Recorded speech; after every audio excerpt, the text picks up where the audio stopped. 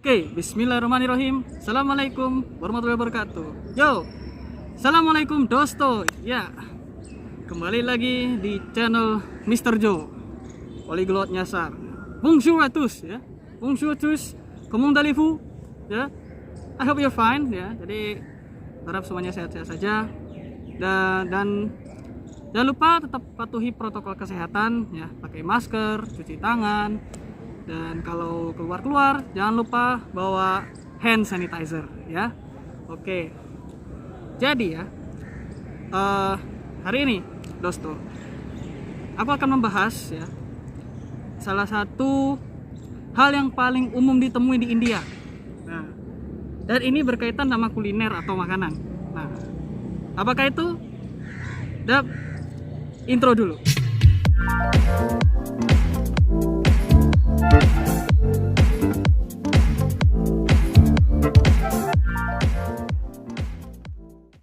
Jadi hari ini aku akan membahas satu hal yang sangat akrab di telinga baik masyarakat India maupun mahasiswa Indonesia ya, yang sedang belajar di India. Dan ini berkaitan dengan makanan. Nah, apalagi kalau bukan masalah.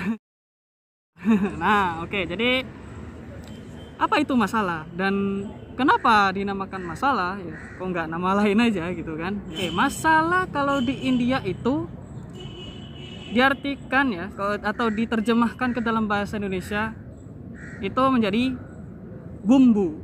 Nah, tentu di Indonesia kita kalau masak tentu pakai bumbu. Nah, begitu pula di India ya. Dan yang menarik adalah 75% dari rempah-rempah seluruh dunia itu dihasilkan di India. Nah, kenapa di India ini banyak masalah? Ya. Ini memang rempah-rempah itu sangat banyak jenisnya. Jadi mereka sangat suka sekali mencampur banyak jenis rempah menjadi satu bumbu. Nah, gitu. Dan bumbu ini disebut masala seperti itu. Nah, kira-kira ya ada berapa jenis sih masala itu? Ada berapa jenis ya bumbu-bumbu di India itu? Kalau itu ya, kalau ada yang bertanya seperti itu, jawabannya banyak sekali. Sangat banyak ya. Mungkin ada ribuan, ada ribuan kombinasi bumbu ya, yang dimana itu digunakan untuk berbagai macam masakan ya, berbagai macam makanan. Dan India ini adalah negara yang multicultural ya, apalagi India Utara dan Selatan. Dari segi apapun mereka ini bagaikan dua dunia yang berbeda ya, dua dunia yang berbeda.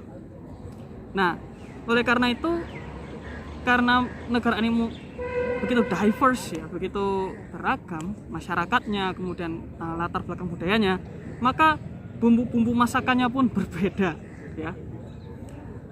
Contohnya beberapa jenis masala, contohnya yang sering ditaburkan di makanan itu chaat masala namanya. Biasanya ditaburkan di sayur atau ditaburkan di buah-buah ya, atau ditaburkan di bahkan ya di yogurt sekalipun, atau mungkin minuman. Chaat masala ini. Kemudian ini yang paling terkenal yaitu garam masala. Nah, garam masala ini sering dicampur dengan berbagai macam masakan seperti paneer tikka masala, chicken tikka masala, atau dal makhani dan lain sebagainya. Nah, seberapa mudahkah menemukan masala di India? Nah, ya, kali ini aku akan ajak kalian ke toko dekat rumah ya. Dan di situ terdapat banyak jenis bumbu atau masala dan bahan makanan lain. Check it out. Oke, jadi gue sekarang udah di toko di dekat kosan gue. Nah, ini adalah beberapa contoh bumbu atau masala yang sering gue beli.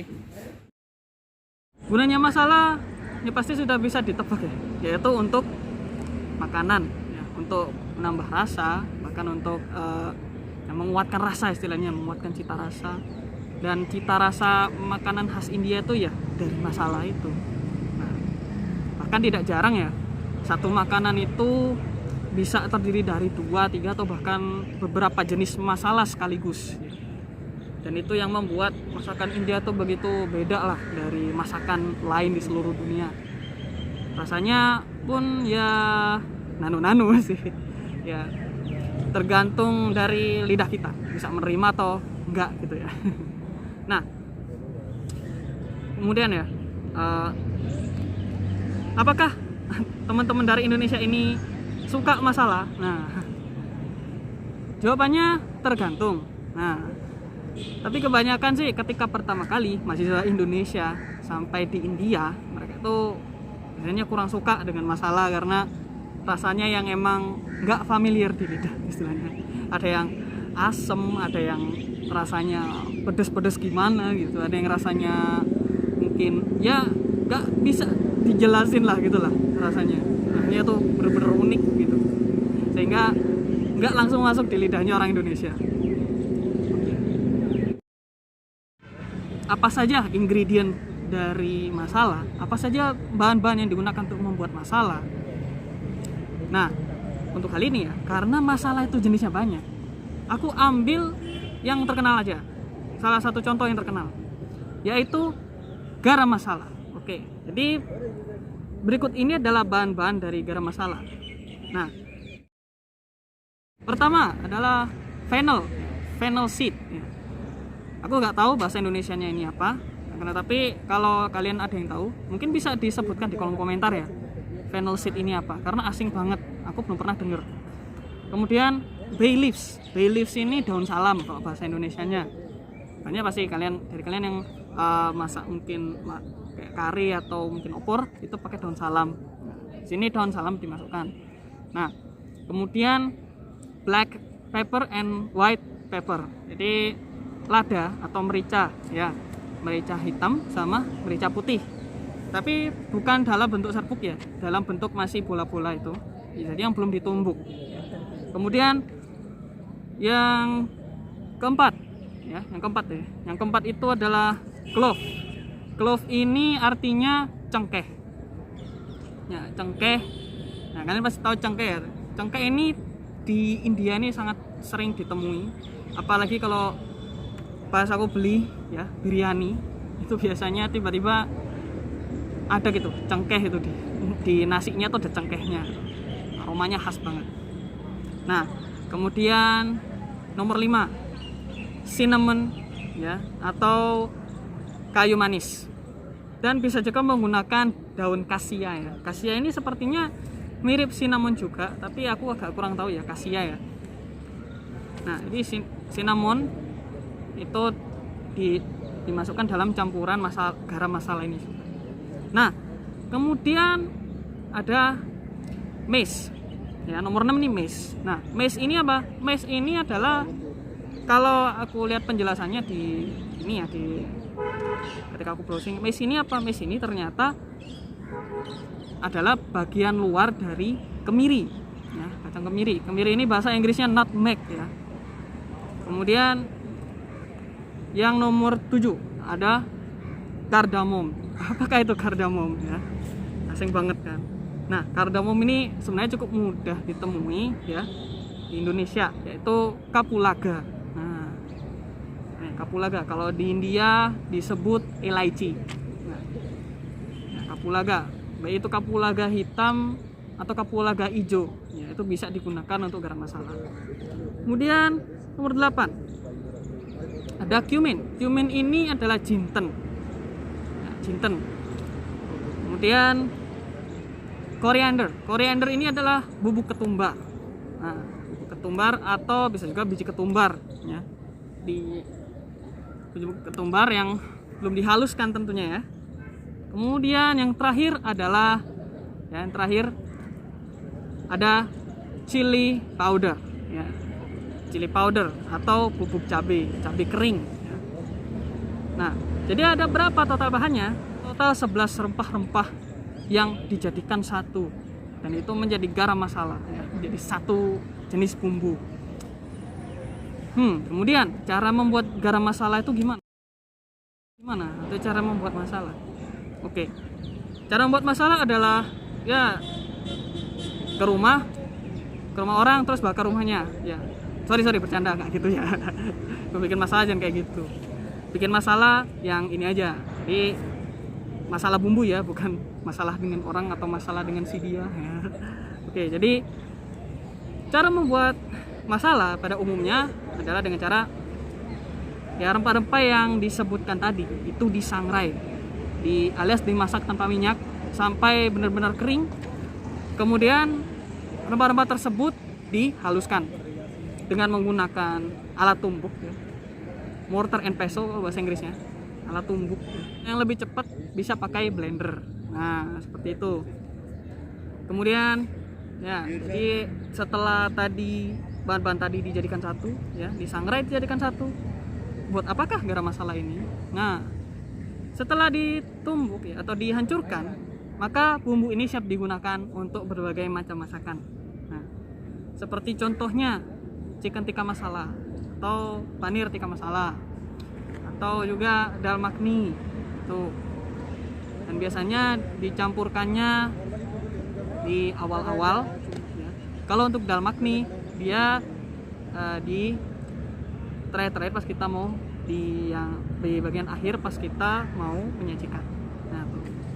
Itu ya tadi tentang garam masala. Oke. Rasanya bagaimana garam masala itu?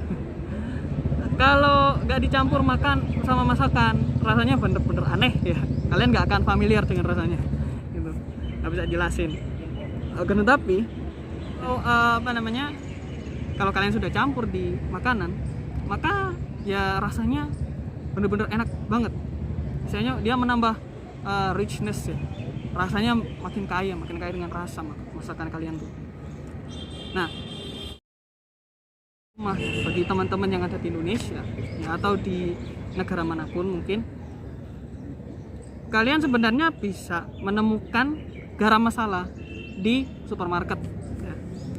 Beda dengan di India ya. Kalau di India kalian menemukan garam masala di toko biasa pun ada ya, karena ini bahan makanan yang sangat umum ditemui di India manapun ya. Harganya 41 rupiah ya, atau sekitar 8.200 rupiah ya, cukup murah dan cukup cukup itulah salah satu kelebihan di India. Biaya makanan cukup murah. Oke, jadi itulah sekilas tentang masalah ya. Kalau kalian lihat di acara TV yang dimana itu ada masakan India, pasti kalian bakal sering mendengar kata masalah ya, dicampurkan itu masalah. Dan di video ini kalian bisa tahu lah, kalian udah dengan nonton video ini kalian bakal tahu lah apa itu masalah ya. Oke, cukup sekian hari ini ya. So, das ist alles ya, kita show. Oke, assalamualaikum warahmatullahi wabarakatuh. Yap, arigatou gozaimasu.